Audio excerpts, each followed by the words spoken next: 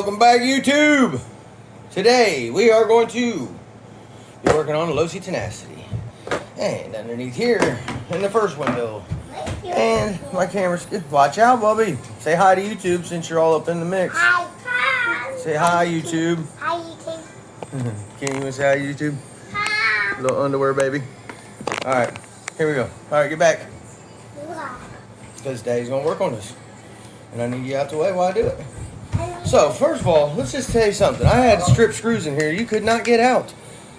With nothing. I was going to easy out them. I bought these tools right here. These are MIPs. I don't know. Look, I mean, guys. These tools are, look at the tips on it. They're phenomenal. I put this thing in the stripped out screw. Boom. It popped it right out. Just amazing. 1 second. Because my kids are obviously not going to leave me alone for that. Alright, so we're back. I'm going to try to get this done real quick because I don't want to make this a 20-hour video, but input shafts, ring gear, input gear. I don't even think the front one's bad, actually. So, man, should I just change them both? What should I, Actually, I think we're just going to do the back one first. Where's that? Alright, yeah, so, sorry about the yelling of the kids, guys. I'm just going to jump in here on the back one real quick. Knock this thing out. Need the bigger one. Right there. So, I wasn't really going to do this all on video, which I'm probably still not, actually. Man, this is going to take forever, so. When in doubt, when you don't want to take all day, you just grab hold of a handy drill and make things go a lot quicker. This thing's got so much power, it about stripped that whole screw out just now. Yeah, sure as hell did. Why in the world? We got two different size screws in here. And I don't think it's a bright idea with these drills because this thing is just, what in the world? Yeah, we're not doing that because this thing's gonna strip something out. These tools about ate that screw up just now. Let's just get in there with a hand. Alright, anyway, I'm gonna pop this diff cover off here. I'm trying to show you all on video so you can get an idea how this works. But we'll just show you real quick, like. You gotta take this off. I'll show you how LOSI tenacity comes apart here real quick. How easy it is to change the diff out. So. Oh my lord, that screw's long. Jiminy Christmas. How y'all doing out there, man? Everybody doing good, I hope. Hopefully everybody's staying safe. Holy crap, yep, that's the one that runs all the way through the, yeah. So, once you pop these two screws right here, basically, your whole rear end's gonna fall apart. All right, this is the screw that runs clear through your A-arms, all that goodness. Or your not through the A-arms, it's got a hinge pin in there, but I'll show you what I'm talking about. So you pull these things out, it's dropping the whole rear end though. Okay, so, that one's loose now, boom. See what I mean? The cover comes off. Pop the metal plate off right here that's holding the hinge pins. And as soon as you do that, if I can get it to come out, it pops up and out, boom. And then look, guys, as soon as you do that, you can literally, your whole rear end's apart. And then, obviously, I'm going to pop the rest of these little screws out of the diff cup here. Or case. Wait a minute, are they off already? What the world? Yeah, so, where's the other ones that's holding on? What in the world? Alright, yeah, I'm going to pop this diff cover off, and we'll be right back to show you what we're actually changing in there. So yeah, be right back. Quick guys, I forgot the diff is actually held on by these bottom screws too. So, you have to take these bottom ones out here in order for the diff to, yeah, I'll show you. Pull out these four bottoms. Actually, yeah, you probably get way back to and pull it open, but we'll just table out real quick. Show you how easy this thing is to work on, man. Everybody gets all. I used to too, just to, actually not even that long ago. I was terrified to tear one of these things apart, but yeah, once you do it, it ain't really that bad, man. So basically, you get these things out, and I just rebuilt all the diffs in this, and same as the Outcast over there. I rebuilt the diffs, all new gears, spider gears, and everything, and I go to drive it, and I still hear. I was like, what the world? Got in the Outcast just now, pulled out the main gear for the ring and gear, input gear, and same thing I'm getting ready to change on here, and yeah, every tooth on it was almost shredded off. So like I said though, once you undo these bottom ones, boom, diff covers off, boom, diff's out. See how easy that was, guys? I mean, did you see how easy that was? Ooh, it's all greased up still. The actual ring gear doesn't look bad on this. It's got to be the input gear in here, and y'all know what I'm talking about. If you don't, that little guy right there, and that's what we're gonna be changing out, and the front and the rear and the ring gear right here. But I'm gonna get the parts out here. I'll be right back. You're actually sitting on top of the parts, so I got to get them in the box. All right, guys, here we are. We got the ring and pinion gear set right here for the rear. This is the one we're working on right now. There's your part number, LOS 232028. The front one is the same, but LOS 232027. Front ring and pinion gear. It comes with their shims, it comes with everything in it you need. And I did notice they all look the same. Somebody said the gears go in different directions. No, actually they don't. The rear one is just thicker. I don't know if y'all can see that. See how thin the front one is, and then the rear one's got a bigger lip on it. So, only differences right there.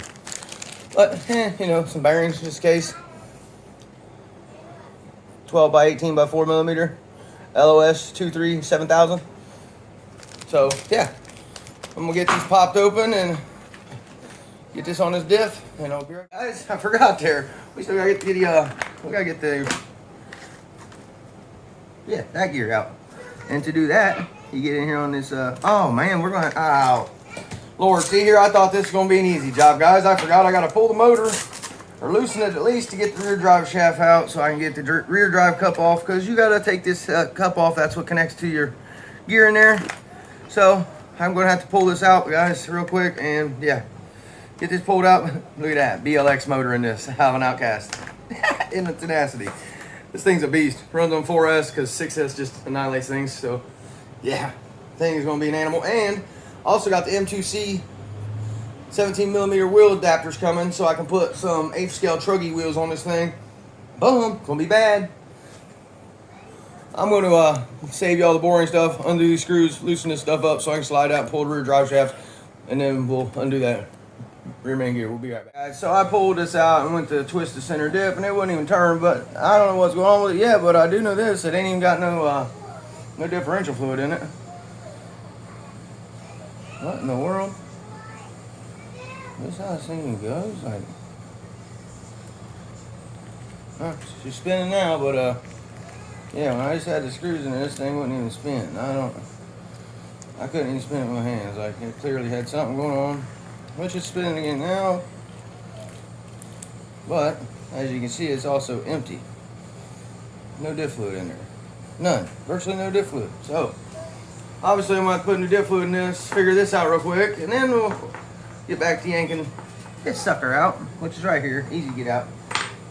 Actually, I got you on camera real quick. Let's just yank this gear out and show you.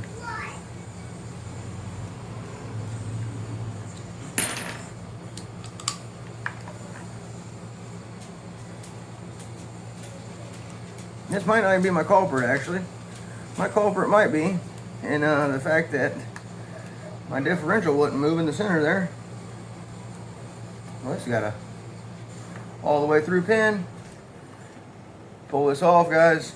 Pull your little diff cup off on the inside. I'm gonna stick this right back in here for a minute. Don't lose it. Yep, your turn, buddy. We're gonna reach in here. We're gonna push this out. Hold on, buddy. And we're gonna pull out this gear and get a hold of it in here. Hey. And we're gonna pull this gear out. Like I said, and I'm gonna take a look at it. And I'll tell you what, boys, it don't really look like nothing's wrong with this gear at all. There's nothing wrong with this gear. So, with that being said, I'm going to mess around inside here, guys, figure out what my problem is, because so far, I'm going to pull the front one out too. Like I said, we're back here, I ain't even in frame talking to y'all. I'm going to pull the front one out too, because what I'm looking at, center diff has no fluid in it. which I just rebuilt, which makes no sense. So yeah, there's that. And then this little ring gear here don't even look like it's bad. I'm gonna compare it to a brand new one, and then I'm gonna pull the front out and obviously check it too. But I don't know, y'all. I'm gonna figure it out though, and we'll be back.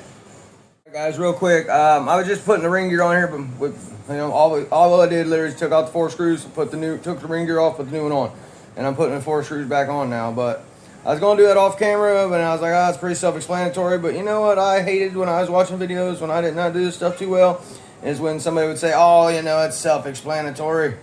No need to put that part on tape. You know, some of it's not self-explanatory for everybody. So there that is. And then I also noticed on the old one, it didn't have no shims in it. This one came with shims for the main gear. It goes in input gear.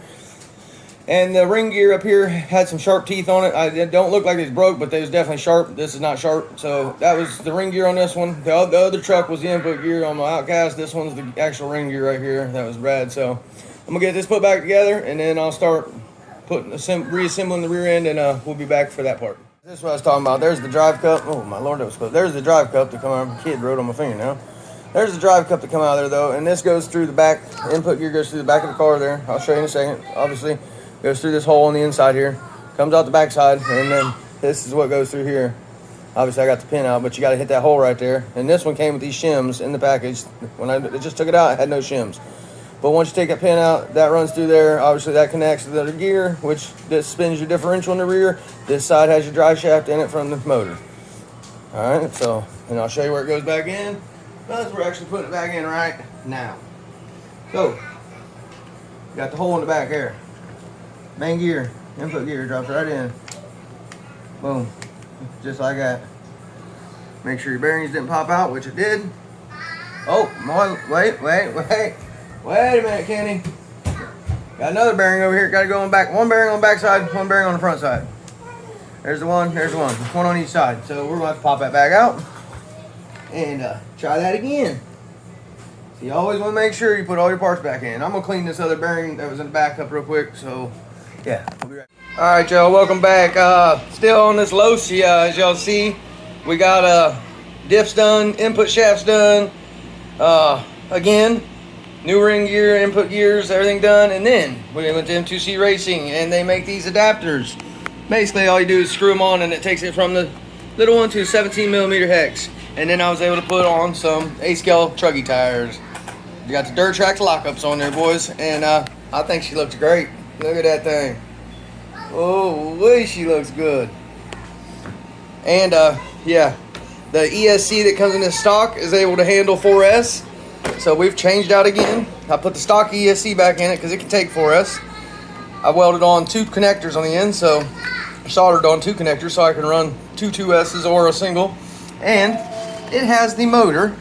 Y'all know what motor that is. Arma BLX out of the Outcast over there, the orange one. So, yeah. Because the stock motor, it said in the book when I was reading the manual, the ESC can handle 4S, the motor couldn't. So, here's the motor out of it, the original one. It's on a whole different bracket for a whole different truck now, but it's the Dynamite. It is a 30-something 100 kV, I think, 3,800 kV. Yeah, this is a 2050 or 22, yeah, 2050 kV. So this one can handle clear up to 6S. This can handle 4. So we're gonna run this thing on 4S from here on out. And I've already had it on 4S before when I had the Hobbywing Max 8 or Max 8 system in it, and let me tell you, this thing flew. Got good gear mesh in there. Man, I'm excited, y'all. If I didn't have to work 7 days in a row this week, yeah, I'd be out ripping right now. And got the X-Max done with the Max 5, but that'll be another video. Just take a look at this thing, guys. Look at that thing, man. What? Tell him, Kenny Lee. What? What? Beautiful, ain't it? What the? Oh, and it's so fast on 4S. Look at that, guys. This is a race car. It is a race. Tell him again. What is it? Race car. A race car. What? All right, Kendon. Why are you naked, son? I Don't touch. All right, y'all. I gotta go. Naked. Look at that LOSI. Looks It's beautiful. now go. So cool, ain't it, buddy? Suspension's like amazing. This thing's got Traxxas shocks on it though. Traxxas big bore shocks. Just, yeah. I call this thing spare parts because it's got parts from everything, but there it is, y'all. LOSI tenacity. We'll be ripping soon.